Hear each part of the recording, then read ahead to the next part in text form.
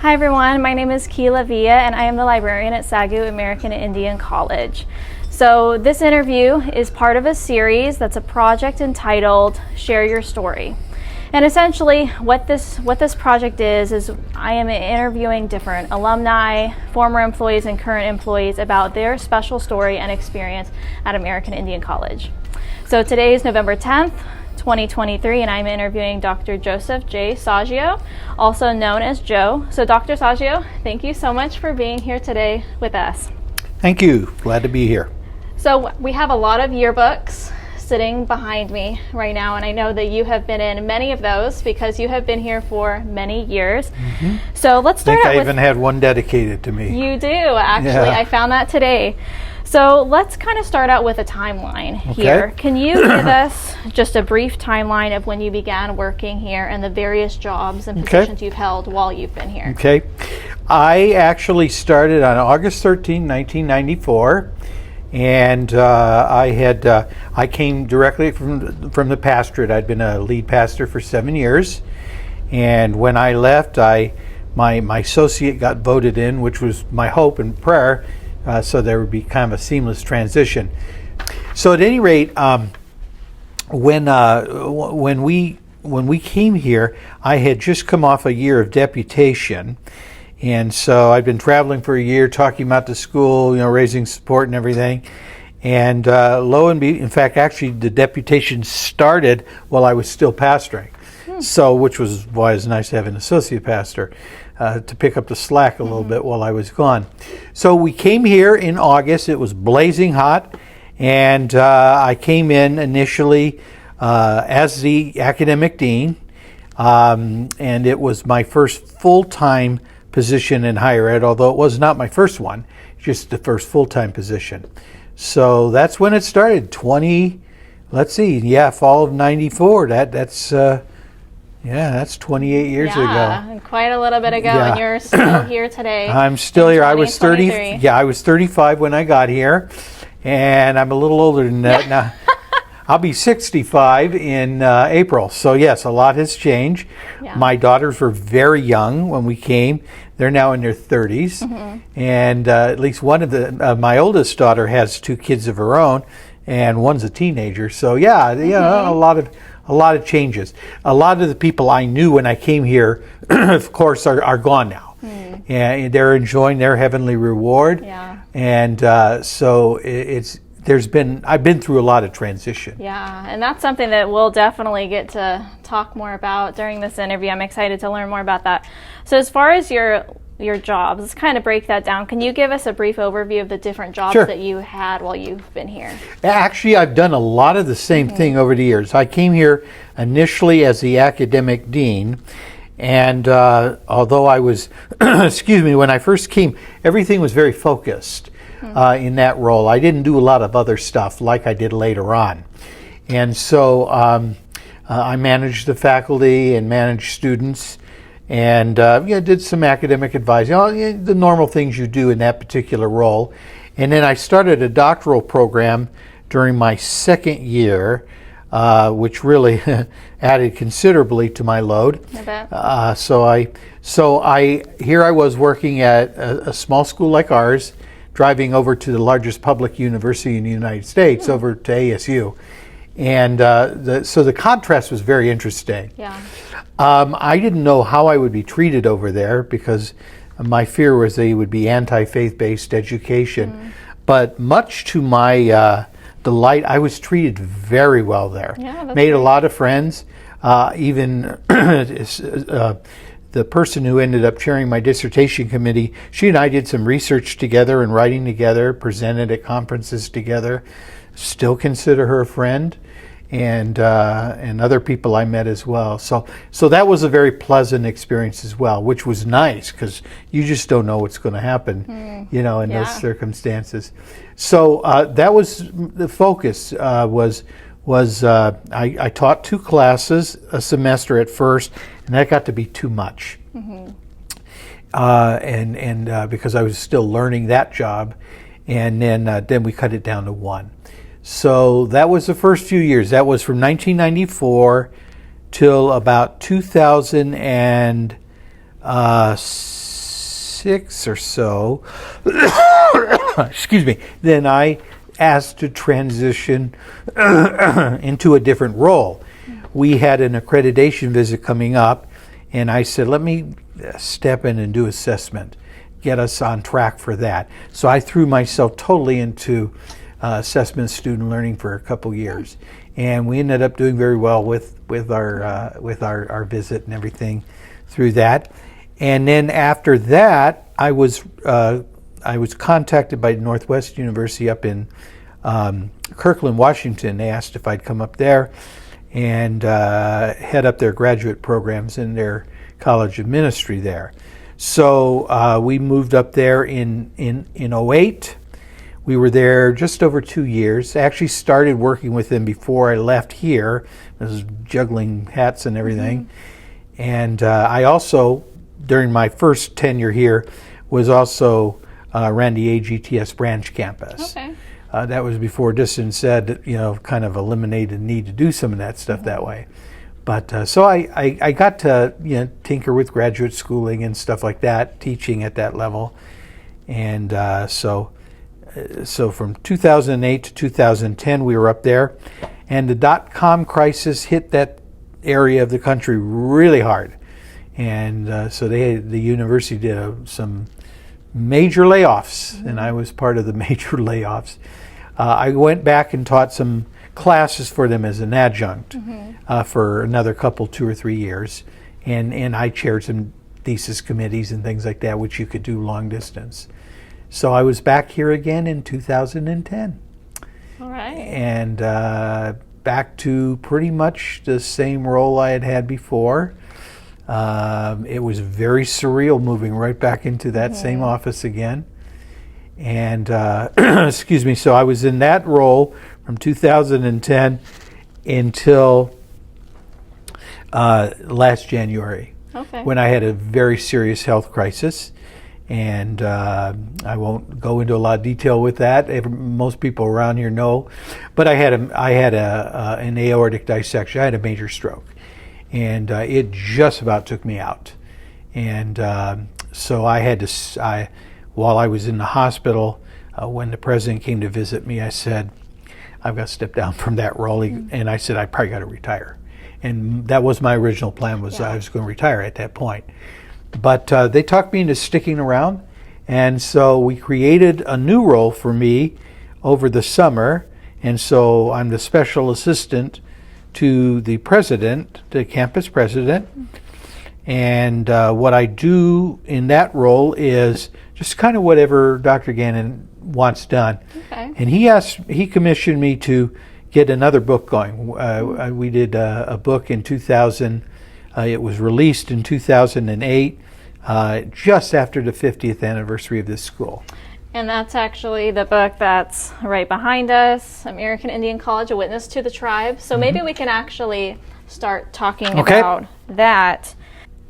So I feel like one of the things that you did that had the most positive long-term impact on AIC was writing this. Can you tell us a little bit about that project? Because I am a qualitative researcher by training, qualitative research involves, it's kind of an anthropological approach to research. It involves constructing what we call ethnography. You analyze records, mm-hmm. you analyze extended dialogues, you use a lot of interviews. And I was concerned about the history of this college was disappearing. Nobody was really recording it in any systematic way. Yeah. So I thought, well, I can do this. This is mm-hmm. kind of what I trained for. And so it took 3.5 years. Okay. I started it in 05, and I asked Reverend Jim Dempsey, now with the Lord, mm-hmm. Brother Dempsey, to work with me on this, and our thoughts were, why don't we do an anthology? Let's get the voices of people that have experienced AIC, basically the actors that have been here.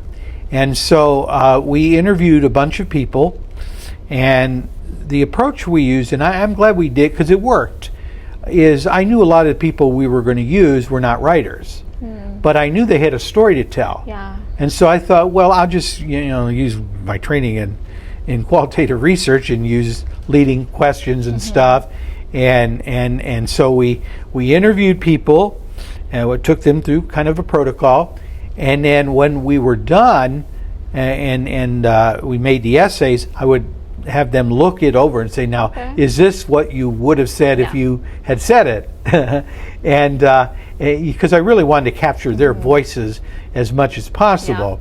But as you know, with your background as both a librarian and a person with a master's in English, that when you have a volume like that, you still want a common voice, even though you are, even though you have a plurality of opinions and stuff, you still need people to speak with a common voice. And we wanted to emphasize the Pentecostal background of our school. In fact, we got funding to do this book through the Pentecostal Fund for, what was it called? Pentecostal Fund for Doctrinal, or well, anyway, it was established by the General Council. And so they gave us about $10,000 just for that, and they gave us money for other stuff too. They also gave us money to do a conference, I think another $10,000 or so. So that covered the cost of doing the book, and I had a graphic artist volunteered to do the formatting for the book. She did an incredible job, and we did it all as much in-house as we could, and then we had Gospel Publishing House actually published it for us. Got it. So. And it sounds like you sold all the copies. Yep, right? we successful. Yes, it took several years. My plan originally was to do 1,000, and when they sent them to us, they said, "Oh, we gave you an extra 200." I thought that means I got to sell those. So I lugged them around the United States with me during itinerations, and also we just sold some here. And we sold the last of them last year sometime. Somebody asked for about 20 of them, and one fell swoop. So so it's out of print now, and we could do print on demand and make a few more, and I almost wish I'm thinking of maybe doing that just because there's enough still people asking for it. But now we're doing a follow-up to it, which will be a very different work, but it'll kind of pick up where that one left off. Wonderful. And for all of our viewers, so this book is digitized on our archive, and we also have 6 copies of the book available in the library. So you can definitely find a way to read it. And whenever the new book comes out, we will also make sure to have many copies of that. One thing, Keela, I would say, and I've always told people, I said, because sometimes people would buy the book and say, well, I'll never read all this. I said, you don't have to read what's interesting to you in here. I said, it's an anthology, so it's a bunch of separate individual works. I just thumb through it. Oh, this looks interesting. Ignore the parts that you think are boring. I mean, it's okay. It's no problem. Yes, that is the purpose of an anthology, right? Exactly. To pick and choose. Well, that's one of them. But I was very proud of the fact that we had so many different voices represented, and a lot of those folks, even though the book came out just about 15 years ago, a lot of them are gone now. Because a lot of them were either retired or close to retirement. Yes. And I knew we had to capture that while they were still here, or we were going to lose all that valuable information. Yes, and that's a big reason why I'm doing this project as well, is to get people who are retiring, get their voices, get kind of a video of them telling their story, because I don't want to lose that either. So I really appreciate you being here, because you've done so much work. Well, that's part of the urgency of getting one more volume done before I retire. And Dr. Gannon, one of the things I appreciate about him, because his father's a great scholar, and in fact, I think his father is as good a scholar as we have in U.S. missions. He's been the one I've always looked up to. I've known him for a number of years, but what I wanted to do was, for this next volume, was kind of pick up where this one ended. Okay. I want to make sure we preserve our history. Absolutely. Because sometimes people say, oh, I wonder about this or that, and we actually have the information. It's there. But people, they forget we have a book on it because, I mean, it was written a few years ago, so it's not at the forefront of everybody's mind. But that's why once in a while it's good to just mention we have it and encourage people to look at it.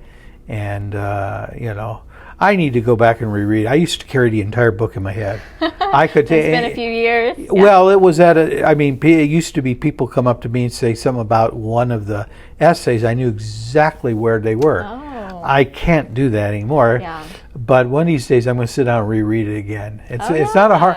Yeah, it's hard to read your own stuff, but if you give yourself a little while, it works. And I actually found reading that book was relatively painless. Oh, that's good. Well, and speaking more about the history of the school, of Right. course, you've compiled a lot of it. I want to kind of hear about your personal experiences with the history of the Okay. school. Did you personally meet or know any of the founding members of AIC?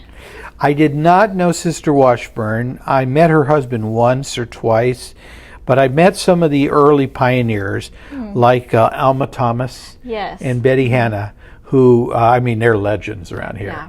And rightfully so. They Absolutely. earned a stature they have. And so, yes, I knew some of those folks, and I can tell you, and I get choked up when I say these things, but they sacrificed at a staggering level for this school. They gave up so much to be here, and they never considered it a sacrifice. They said, oh, no, it's a privilege. And they taught me so much. Far more than I ever taught them, I guarantee you.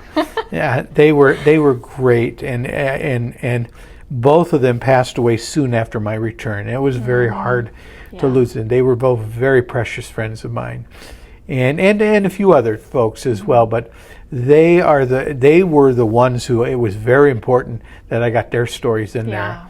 When the book came out, one of the first people I made sure got a copy was Sister Thomas. Oh. By then she was close to 90 years old. Wow. And when I gave her the book, she took it and she just hugged it.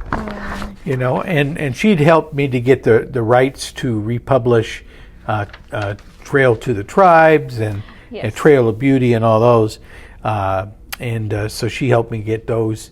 And so yes, I knew them. It was a very different school when I first came here. Most of the staff and faculty were nationally appointed U.S. missionaries. Many of them had served extensively in reservation settings. We have less of that now, and I feel we've lost something by not having that. And we don't have as much connection to the Indian communities directly as we used to. Yeah. And that's sad. It's a loss for us. Of course, all the native people we have now are not all from the reservation either. Some are from the city. But the bottom line is we have people that come here with good intentions, myself included, but they had such a learning curve. I've been here 27 years. And I now sort of have a handle on some things, but there's still a lot of things I never experienced because I did not live in those settings. I visited a lot of those communities, but that's not the same thing. Yeah. You cannot substitute for having lived there. And people like Sister Thomas and Sister Hannah, because they had lived in those communities, they had relationships with the students that nobody else had. They just really did. And so I counted on them to help mentor me because, they knew so much more than I did. Yeah. They sound like wonderful women. Of course, I was never able to meet them myself. You would have loved them. They were godly women, good educators. They cared about their student. They would do whatever it took. And I was with them sometimes when students were going through hard times, and I saw how affected they were by that. And so, yes, it was a privilege to work with them. Yeah. And they've been gone now, about 10, 12 years, but I still miss them. And obviously I'm still affected. Of course, I tell people, I said, I probably cry more since I've had my stroke, too. I said that did something to me. It has made me probably a little bit more of a kind of a soft-hearted old guy now. Yeah. Well, could you name some other memorable students or employees that names from your time here? Jim and Belinda Lopez, who I worked with, outstanding people. Jim Lopez served in a number of capacities, including president. He was also the dean of students. Jim has a heart as big as this room. Jim believed in the mission of this school as much as anybody I've ever known, and he sacrificed there again at a staggering level. His wife Belinda, another outstanding educator. They both gave so much to this school, so much. Their youngest son came here, and he has since then gone on to great heights. He's gone on to get a PhD from Arizona State. He now teaches at the University of Arizona. He is becoming a recognized scholar in Indian higher education.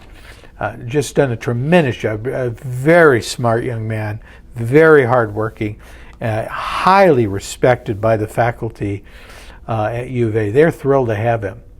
Yeah. And I've met I was at speaking at church once, and I met one professor that was also taught in the School of Education there at U of A, and I mentioned his name. She goes, "Oh, let me tell you, we just love him. We think he's fantastic." I said, "Well, we thought he was pretty fantastic too. We were very proud of his accomplishments, and we just watch and admire what he's doing. And he'll do things that the rest of us will not have the opportunities to do, and that's okay. You as an educator, you hope your students will surpass you." Yeah. And I could not have said that when I was 35, because I was much more vain than I am now. And I'm still pretty vain, but I was really vain then. But now I don't care. If people outperform me, good for them, as long as it gets done, Yeah, do the work. And I know that your wife worked here as well. What did she do when she was here? Nancy is a licensed professional counselor. She taught marriage and family counseling here. Very well loved as an instructor. Students absolutely adored her classes. I used to have people come up, "Oh, when's your wife doing a class again?" I said, "Well, let's see, probably in the fall." I'm also doing, we don't care about when you're doing one. We want to hear when she's doing one. So we could laugh over that. But she's a great teacher. Yeah. And of course now she just doesn't have the time anymore, because she's got her grandmothering duties, as well as she still has her practice. And she uses online platforms to counsel. Excuse me. So maybe what we can kind of look at now is just some different memories. Okay. So how would you describe as your overall experience at AIC, overall all of these years? I would say, runs the gamut. There have been some of the greatest moments of my ministry. There have been some of the greatest frustrations I've ever experienced. But I absolutely would have to say I am glad I came. The most valuable reward you get is not what you hang on your wall. Yeah. It's when students come back years after they've graduated, said, "I was in the area and I wanted to see if you were still there." Oh, wow. I would get phone calls sometimes on a Friday night or something from a student saying, "I just want to say thank you for investing in us." I had one student, he was finishing up his master's in counseling, and he said, "Thank you for showing an interest in my people and stuff." Well, you can't put a price tag on that. That's worth its weight in gold. Absolutely. So those are the great memories. Seeing us get through some of the very difficult times we did. This school has always struggled as long as I've been here, financially, in terms of having adequate resources to carry out its job, administrative capacity, having enough people to get the job done. And yet, when things work out, it's exciting. Yeah. we had a very bad experience with our previous accrediting body, and so when Southwestern Assemblies of God University offered to work in partnership with us, we soon after had to have visits with the new accrediting body that we were with, SAC-COC, Yeah. and both visits went fantastically well, and certainly in part because of their staff there, who were just outstanding at accreditation. They helped us walk through it, but that erased, the bad memories of the other. Yeah. And I have to chuckle because now I've been approved as an evaluator. So one of these days yes. I'll be doing a visit. We'll see when. Okay. Hopefully they call me before I retire. A lot of times you don't do that many. Yeah. And it depends on what your area is and the type of school you are. So coming from this kind of school, there's not going to be a lot of call for people like myself. Plus, for whatever reason, I can't do visits to schools in Texas. Well, there's tons of schools in Texas. So, we'll see what happens. But I'll be ready if they call. If they don't, they don't. It's no big deal. Yeah, that's a good opportunity. What do you feel like is your favorite memory from all of your time at AIC? I think there's a couple things. One is a graduation where a student, he had tears streaming down his face as he was going through the ceremony, and when I handed him his diploma, he leans over and told me, he goes, I got my GED in jail. Wow. He goes, but this I got as a free man. So that was one of the great memories I have. Wow. Yeah. It was very powerful. I've shared that many times with people. When I left here the first time, they did a very nice farewell, and I didn't know I was coming back 2 years later. And it was hard leaving. I really did anguish over it. It wasn't. Yes, I was excited to be asked to go to Northwest because it's one of our flagship schools, and then to be able to be the associate dean over graduate programs, was a dream come true. But even when I was up there, I always thought back to here, and I missed it here. And and then when the .com crisis hit, and then on top of that, my mother was dying. And I didn't know she was dying at the time because my family kind of hid that. They just said, well, Mom's kind of sick and stuff. So it's a good thing I came back when I did. Yeah. So, it's those, but back to those two things, the farewell, and then there's one other time. When we were leaving, our last night, because we were putting our house up for, we were going to keep it, but we were going to rent it out. And so we stayed here on campus in one of the little apartments or whatever. And early that next morning, I got up and went up the Ramsey Hill. Oh, yeah. And I just sat up there and cried, And I prayed for the school. I said, oh, God, I love this school, even though I'm leaving. But, didn't know I was going to be back. And now I've been back I think as long as I was here before, Sounds like it. Yeah. Yeah, you've had a lot of years here. Yeah, I've had 27, and then, of course, 2 years away. But my goal is to try to hit 30. I'm going to. Wonderful. We'll see if my health will hold up. Because I definitely was impacted by that stroke. I do not have the stamina I once did. Okay, so one final question for today. What would you like to say to current or future students and employees about the school? Okay. Well, a couple things. Number one, don't let the small size fool you. You can still get a quality education here. We've had students, many of our students go on and earn graduate degrees. We've seen them go into ministry full-time.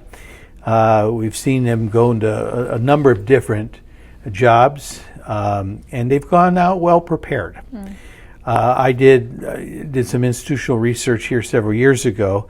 I wanted to see what percentage of our undergrads went on and earned master's degrees, and it was about 27%. Wow. Well, and then I looked at the National Center for Educational Statistics database, and it's about 24% there nationally. So we actually do just a tad bit better that's than amazing. the national, and we deal with a lot of what you call at-risk students. So there's something about this school that inspires people to move on. And I guess the last thing I would say with all this is I would hope that anybody coming here wouldn't just graduate with a diploma, but that they would have a tremendous and profound experience with Jesus while they're here. If you gain the whole world and lose your soul, you've lost everything. And we've had some students who left here with high academic attainment and fell away from God. And we've had other students who struggled education, but they love Jesus with all their heart. Those are, to me, that's more of a success. I'm more interested in that. So, obviously I'd like everybody to do real well academically, but I definitely want them to do well spiritually. Because among other things, I'm also an ordained minister, and so I care a lot about that. Well, thank you so much You're most for welcome. being here today for this. And of course, this is part of the interview series for Share Your Story. If you are interested in being a part of this, you can contact the library at AIC Library at saggio.edu. All right. Thank you, everyone.